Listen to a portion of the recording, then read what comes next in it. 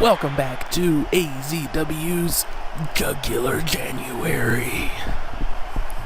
This is a title match for the Ladies Openweight Championship, with Haught Poosay taking on Rinnea.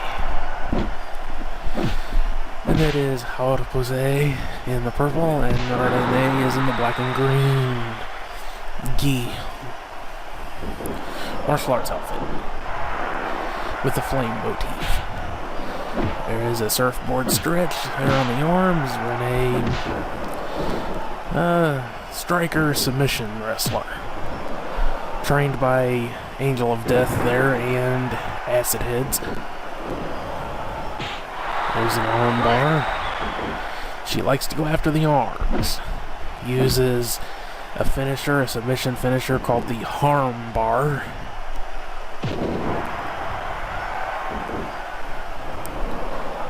There's Haught Poosay doing a little bit of submission wrestling herself there with the Indian Deathlock.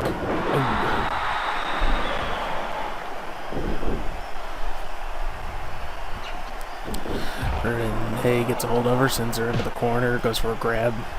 Does not get it. Haught manages to get her down, and now she's doing the Indian Deathlock again.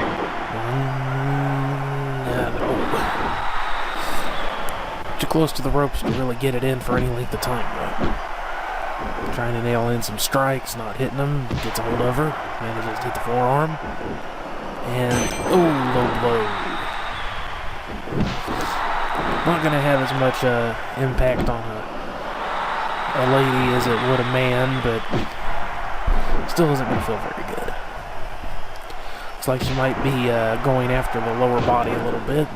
Elbow drop kind of onto the shin area. Knocks her down. And again with the elbow drop onto the shin or ankle area. Goes for one of those big knees, gets caught.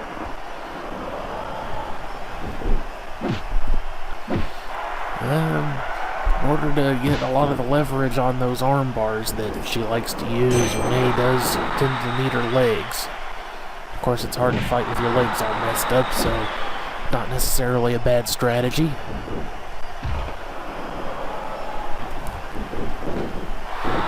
Overhead belly-to-belly suplex there, Haught Poosay. And if you're tuning in expecting this women's division, the ladies' division, to be all TNA, titillation, and eye candy, you are mistaken. Big knee. Catches Rinnea, shoots in, bulldog, suplex. No, T-bone suplex, rather. T-bone suplex. Bulldog, T-bone, whatever. There is a abdominal stretch with a neck wrench. Slap, swinging and a miss. Nothing but air on that one. Shooting in some strikes, grapple, sends her into the corner. Turns around, she gets off the turnbuckle. Gets her going in for something.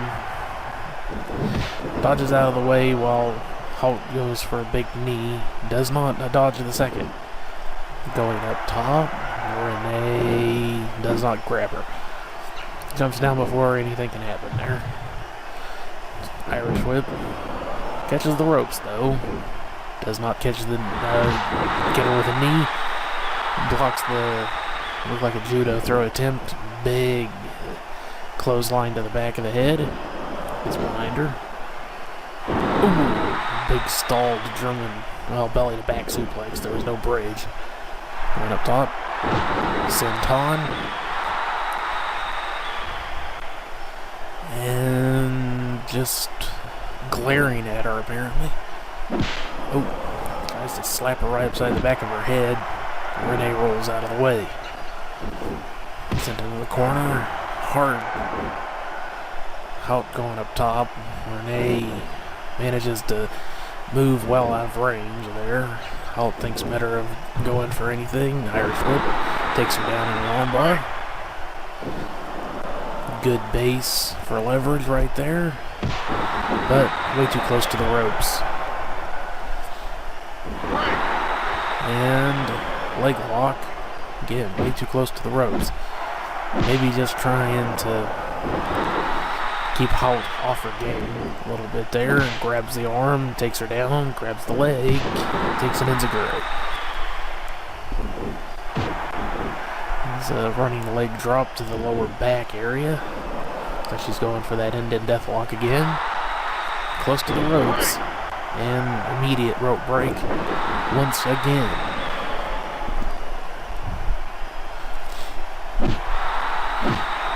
As I said, perhaps going after the legs to keep Rinnea from being able to get proper leverage. There's a bulldog. Camel clutch. All the way from the ropes that time. Rinnea manages to wiggle her ass over there to get the rope break. And shoots in, swinging neck breaker. Going for an arm bar, way too close to the ropes. Immediate break again. Kick sends Haught off onto the apron. Another big kick sends her all the way down to the floor. 2. And Rinnea just kind of stalking her and goes for a slingshot, plancha. Haught pushes her out of the way, just lets her fall down. And yes, she's very smart. And lays in a big punch to the back of the head, side of the head maybe. 7. Gets hold of her, Irish whip. Clear over to the guardrail. Rinnea gets back in the ring, does a little taunting. 12. 13. 14. Haught using the time to recuperate a little bit, it looks like. Does not get knocked down. Hits the big knee, knocks Rinnea on her ass. Rinnea gets a hold of her, gets behind, and surfboard, but in the ropes yet again. Hits the judo throw. Could be going for a finisher, the arm bar. And yep, has a hold of her. That is a hanging arm bar, the entirety of her weight down on her elbow and shoulder. Goes into the ropes though. Gets hold of her and gets her again. Ow. That is a lot of pressure to be putting on the joints. Her entire weight hanging down like that. And not surprisingly, Haught is showing signs of damage to the arm. Manages to hit the overhead belly to belly though. Rinnea sluggish. Sidewalk slam.